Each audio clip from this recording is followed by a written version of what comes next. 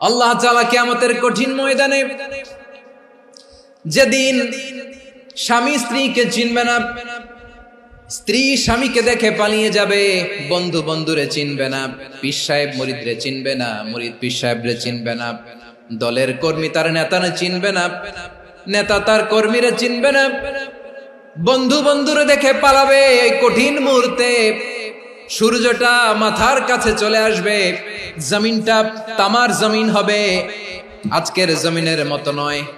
মানুষ ঘর্মাক্ত, ক্লান্ত, শ্রান্ত মাথার মগজগুলো কানের ছিদ্র আর নাকের ছিদ্র দিয়ে বেয়ে বেয়ে পড়বে। বিশ্বনবী ফরমান, কিয়ামতের ওই কঠিন ময়দানে 7 শ্রেণীর ব্যক্তিকে রব্বুল আলামিন তার আরশের নিচে ছায়া দিবেন। তার মধ্যে প্রথম শ্রেণীর ব্যক্তি হলো ইমামুন আদিল, যে ইনসাফের সাথে বিচার করে, যে জাস্টিস সমাজে সার্ভ করে, যে সুশাসন নিশ্চিত করে, ওই ইমামুন আদিল। আদিল শব্দটা বুঝছেন না? ইন্নাল্লাহা ইয়া'মুরু বিল আদল, পাইছেন? আদিল। 7 শ্রেণীর ব্যক্তিকে আল্লাহ তাআলা সুশীতল আরশের নিচে ছায়া দিবেন, যেদিন তার দেয়া ছায়া ছাড়া কোনো ছায়া থাকবে না। এর প্রথম হচ্ছে ইমামুন আদিল, ন্যায়পরায়ণ শাসক। চিল্লায় বলেন সুবহানাল্লাহ। আবার বিশ্বনবী বললেন, ইন্নাল মুকসিতিনা ইনদাল্লাহি আলা মানাবিরা মিন নূর আন ইয়ামিনির রহমান। কিয়ামতের দিন যারা ন্যায় পরায়ণ হিসেবে আল্লাহর সামনে দাঁড়াবে, কিয়ামতের দিন রব্বুল আলামিন তার আরশের ডান দিকে ওই ন্যায় পরায়ণ লোকদের জন্য আরশের ডান দিকে একটা নূরের মিম্বারে তাদেরকে বসার সুযোগ করে দিবে। আল্লাহর আরশের ডান দিকে ন্যায় পরায়ণ লোকদের জন্য আল্লাহ তাআলা নূরের মিম্বার বানাবে। 4টে কেন কথা মনে করেছেন? আল আদাল, জাস্টিস। ইন্নাল্লাহা ইয়া'মুরু বিল আদল। আল্লাহ তাআলা এই আদালতের নির্দেশনা দেন, সুবিচার, সুশাসন। প্রিয় ভাইয়েরা, এটা আমরা বাংলাদেশে চাই কি চাই না? এই যে অরাজকতা, এই যে অন্যায়, এই যে জুলুম, এই যে ইনকনসিস্টেন্সি সমাজের অসঙ্গতির প্রধান কারণ জাস্টিস নাই, সুবিচার নাই, সুশাসন নাই। শেষবারের মতো আওয়াজ করে বলেন তো, আমরা বাংলাদেশে আদল চাই কি চাই না? তাহলে প্রথম নির্দেশনা শেষ। আল্লাহ তাআলা তোমাদেরকে আদলের আদেশ দেন। এরপরে আল্লাহ বললেন, আমি তোমাদেরকে ইহসানের আদেশ দেই। ইন্নাল্লাহা ইয়া'মুরু বিল আদলি ওয়াল ইহসান। আমি তোমাদেরকে যেমনি আদলের নির্দেশনা দেই, তেমনি ভাবে তোমাদেরকে ইহসানের নির্দেশনা দেই। ইহসান, আওয়াজ করে সবাই বলেন তো ইহসান। ইহসান মানে কারো প্রতি সফট হার্টেড হওয়া, মহানুভব হওয়া, অনুগ্রহ পরায়ণ হওয়া, অনুগ্রহশীল হওয়া, একে অপরের প্রতি দয়াদ্র হওয়া। একে অপরের প্রতি দয়াদ্র, অনুগ্রহশীল হওয়া ছাড়া মানবিক সমাজ কশিনকালেও গঠন করা সম্ভব না। প্রিয় ভাইয়েরা, সুন্দর আচরণ দিয়ে, ইহসান দিয়ে যা জয় করা যায়, নরম আচরণ দিয়ে যেটা অর্জন করা যায়, কঠোরতা দিয়ে সেটা পারা যায় না। বিষ্ণু ঈসা ইসলাম ইহসান দিয়ে, কোমল আচরণ দিয়ে, তার অনুগ্রহ দিয়ে তিনি অনেক কাফিরের হৃদয়কে জয় করে ফেলেছেন। সাইয়েদনা সুমামা ইবনে উসাল রাদিয়াল্লাহু তাআলা আনহুর কথা মনে পড়ে যায়। তিনি ছিলেন ইয়ামামার বাদশা। মদিনাতে বিশ্বনবীকে হত্যা করার নিয়তে এসেছিলেন। গোপনে গোপনে বিশ্বনবীকে হত্যা করে আবার ইয়ামামাতে তিনি ফিরে যাবেন। কিন্তু কি অবাক করা কাণ্ড, হত্যা করতে পারে নাই, সাহাবাদের হাতে তিনি ধরা পড়ে গেলেন। সাইয়েদনা সুমামা ইবনে উসাল রাদিয়াল্লাহু তাআলা আনহু হত্যার নিয়তে আসলেন, কিন্তু হত্যা করতে পারলেন না। সাহাবারা ওনাকে ধরে ফেললেন, ধরে মসজিদে নববীর পিলারের মধ্যে বেঁধে রাখলেন। সুমামা ইবনে উসাল, সিরাত থেকে শুনে, সিরাত থেকে শোনাচ্ছি, রাদিয়াল্লাহু তাআলা আনহু ইয়ামামার অধিপতি ছিলেন। বিশ্বনবীকে হত্যার জন্য আসছেন, ধরা পড়ে গেছেন, এখন মসজিদে নববীতে বেঁধে রাখছেন। তার মানে বন্দী। এখন স্ট্যাটাস কি? বন্দী, ক্যাপটিভ। তো বিষ্ণু ঈসা ইসলাম সাহাবাদেরকে বললেন, তার খোঁজ খবর নিও, সুমামা ইবনে উসালের খোঁজ খবর নিও। সাহাবারা বলেন, ইয়া রাসূলুল্লাহ, আপনাকে হত্যা করতে এসেছে, তার তো কঠিন ক্যাপিটাল পানিশমেন্ট হওয়া দরকার, কঠিন শাস্তি হওয়া দরকার। বিশ্বনবী বললেন, না, আমি যেটা জানি তোমরা সেটা জানো না, তোমরা সুমামার সাথে ভালো আচরণ করো। বিশ্বনবী সুমামার কাছে গেলেন। প্রথম দিন যে তিনি কালেমার দাওয়াত দিলেন, ইমানের দাওয়াত দিলেন, ইসলামের দাওয়াত দিলেন, রিসালাতের দাওয়াত দিলেন, আখিরাতের দাওয়াত দিলেন। পরের দিন যে বিশ্বনবী সালাতের দাওয়াত দিলেন, যাকাতের দাওয়াত দিলেন, ইসলাম কি, কিভাবে, কেমন করে পালন করতে হয় চমৎকার আর্টিকুলেট করতে শুরু করলেন। তন্ময় হয়ে সুমামা ইবনে উসাল রাদিয়াল্লাহু তাআলা আনহু বিশ্বনবীর কথাগুলো শুনতে আরম্ভ করলো।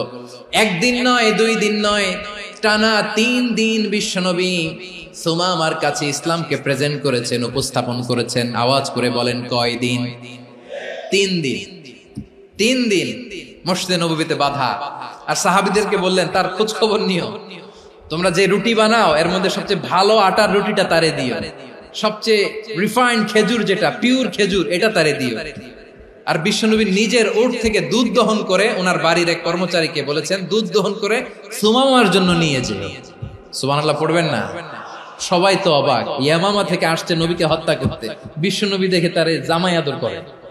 একদিন নয়, 2 দিন নয়, টানা 3 দিন বিশ্বনবী এভাবে সুমামার কাছে যেয়ে ইসলামকে প্রেজেন্ট করতে আরম্ভ করলেন, ইসলামকে উপস্থাপন করতে শুরু করলেন। আর তাকে চমৎকার এন্টারটেইনমেন্ট, আপ্যায়ন দিতে আরম্ভ করলেন। টানা 3 দিন যখন ইসলামের দ্য বিউটিজ অফ ইসলাম, ইসলামের সুমহান বাণী, সৌন্দর্য তার কাছে উপস্থাপন শেষ, তাকে আপ্যায়ন শেষ, বিশ্বনবী বললেন সাহাবাদেরকে, যাও এবার সুমামার হাতের পায়ের রশি দুটো খুলে দাও। সাহাবারা তর্ক জুড়ে দিলেন, লা ইয়া রাসূলুল্লাহ, এমনটা করবেন না, তো ভয়ঙ্কর ভয়ঙ্কর খুনি, কি জানি কি হয়ে যায়। বিশ্বনবী বললেন, না, তার হাতে পায়ের রশিগুলো খুলে দাও। সাহাবারা বিশ্বনবীর কথা মতো তার হাতে পায়ের রশিগুলো খুলে দিল। সুমামা মুহূর্তের মধ্যে মসজিদে নববী থেকে বের হয়, ইয়ামামায় ফিরে না যে মসজিদে নববীর পাশে একটা খেজুর বাগান ছিল, সেখানে চলে গেলেন। সেখানে একটা ছোট্ট কুয়া ছিল, কুয়ার পানি দিয়ে তিনি গোসল করলেন। সুবহানাল্লাহ পড়েন।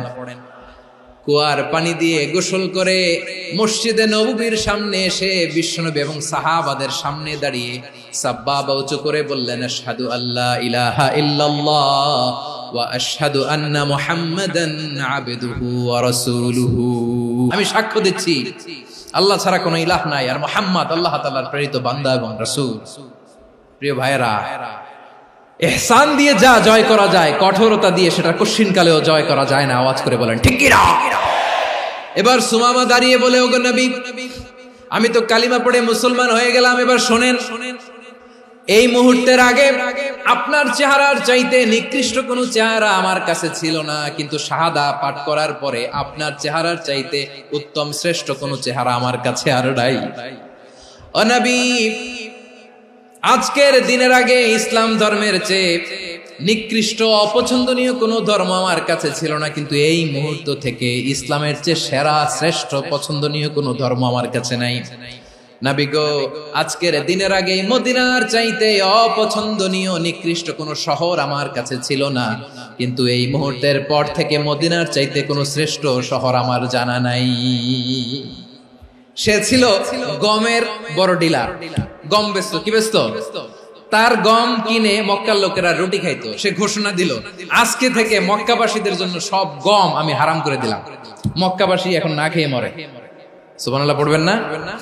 মক্কাবাসী বিশ্বনবীর কাছে আসলেন, এসে বললেন, মুহাম্মদ, আমরা তো তোমার ভাই, তোমার চাচা, তোমার ভাতিজা, তোমার আত্মীয়, তুমি সুমামারে বলো সে যেন আবার গমের সাপ্লাই মক্কার জন্য অনুমতি দিয়ে দেয়। বিশ্বনবীর অনুমতি ক্রমে সুমামা আবার মক্কাতে গম পাঠাতে শুরু করলো। পড়েন সুবহানাল্লাহ। ইহসান, ইহসান দিয়ে আপনি যেটা জয় করতে পারবেন, you can win the heart of your enemies. ইহসান দিয়ে আপনি আপনার শত্রুর হৃদয়কে জয় করতে পারবেন। এজন্য আল্লাহ বললেন, ওয়া আনফিকু ফি সাবিলিল্লাহি ওয়া লা তুলকু বিআইদিকুম ইলাত তাহলুকা ওয়া আহসিনু ইন্নাল্লাহা ইউহিব্বুল মুহসিনিন। তোমরা আল্লাহর রাস্তায় দান করবে আর নিজেরা নিজেদেরকে ধ্বংসের হাতে ঠেলে দিও না। তোমরা একে অপরের প্রতি ইহসান করবে, কারণ ইহসানকারীদেরকে আল্লাহ বড় ভালোবাসেন। সুবহানাল্লাহ পড়েন।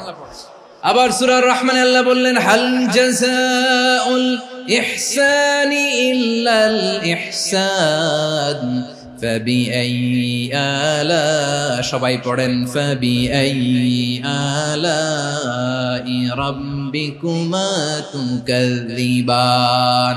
ইহসানের প্রতিদান হিসেবে ইহসানি হয়। বিশ্বনবী সুমামার প্রতি যেমন ইহসান করেছেন, সুমামাও ঠিক তেমন ইহসান ফিরিয়ে দিয়েছে। ঠিক কিনা বলেন?